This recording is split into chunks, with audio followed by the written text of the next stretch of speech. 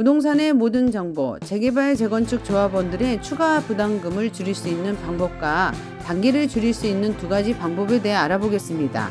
재개발은 시간이 돈입니다. 자, 첫 번째로 공공지원으로 추진이 생략하는 방법으로는 수년간의 용역비용과 기간을 단축할 수 있는 방법이 있습니다.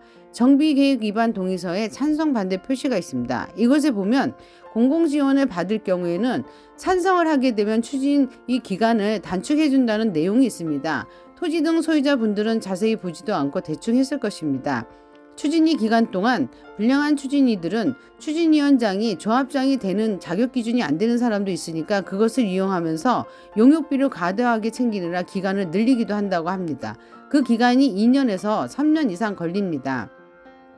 조합 설립 후 바로 시공사 선정을 하거나 신탁으로 갔을 경우에도 시공사를 바로 선정할 수 있는 이런 빠른 사업으로 기간을 단축해 주는데 이걸 마다한다 하면은 일단 용역비를 빼먹을 속셈이라고 생각하시면 됩니다. 서울시에서 공공지원하면서 추진위 생략으로 지원까지 해준다는데 이를 반대하는 추진위들은 그들의 이권만 생각하겠다고 하는 것입니다.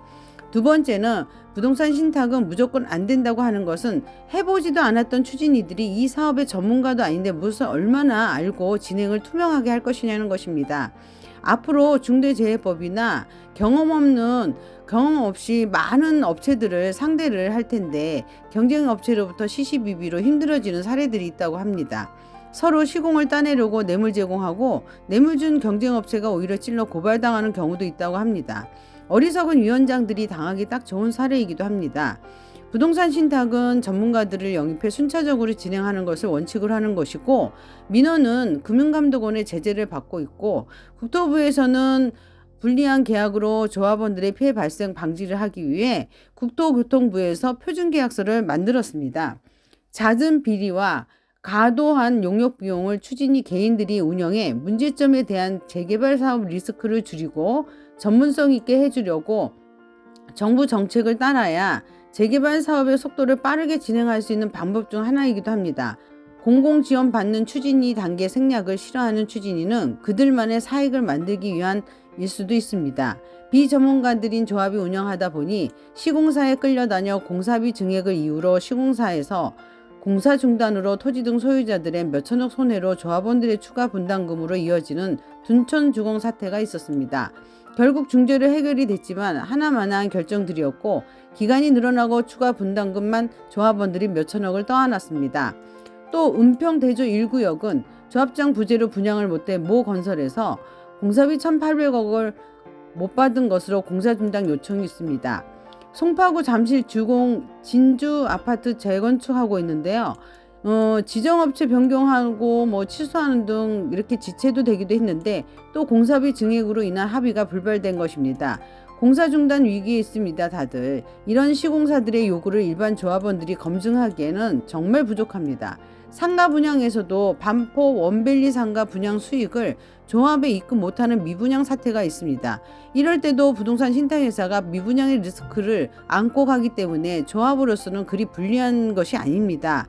공사비 증액이나 다툼으로 분쟁이 생길 경우 부동산 신탁 진행은 전문적인 영역을 조합이 다 할 수 없는 역할을 하게 한다면 신탁사의 수수료를 떼주고 남는 것일 수도 있습니다.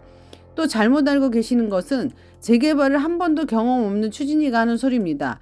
부동산 신탁회사에서 조합원들의 재산을 신탁해야 한다고 하는데 이는 조합 방식도 마찬가지 구조입니다. 시공사 결정되면 시공사하고 전 조합원들이 토지 연대보증처럼 신탁을 해야 하고 그래야 공사가 들어가는 것입니다. 시공 담보받아 이주비 대출이 나가는 것입니다. 시공사는 금융기관이 아닙니다.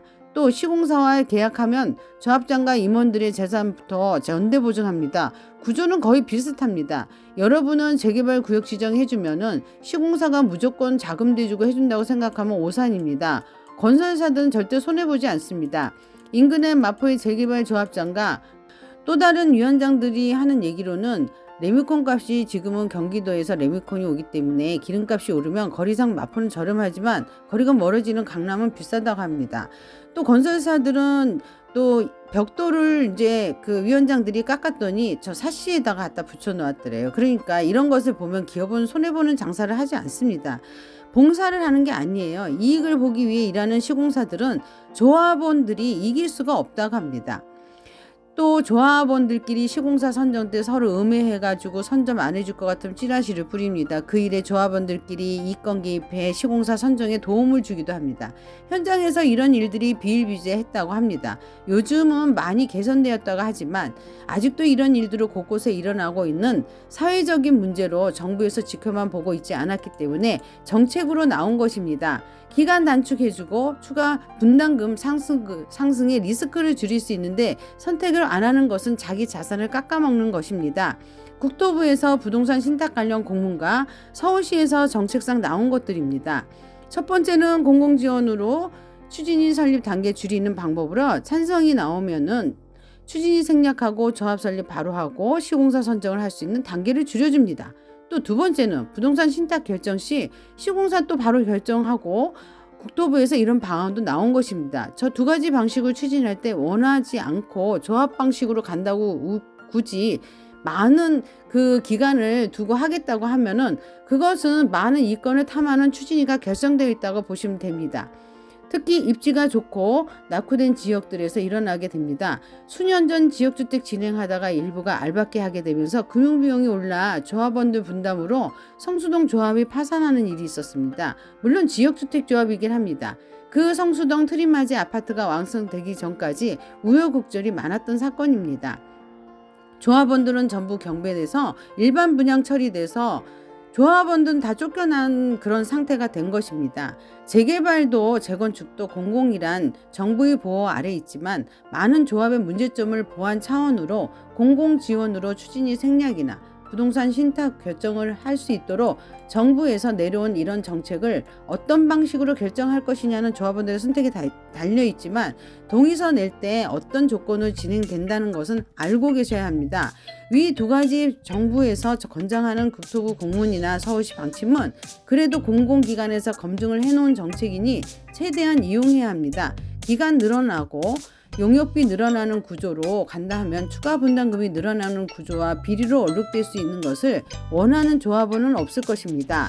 토지 등 소유자분들의 현명한 선택이 필요할 때입니다. 감사합니다.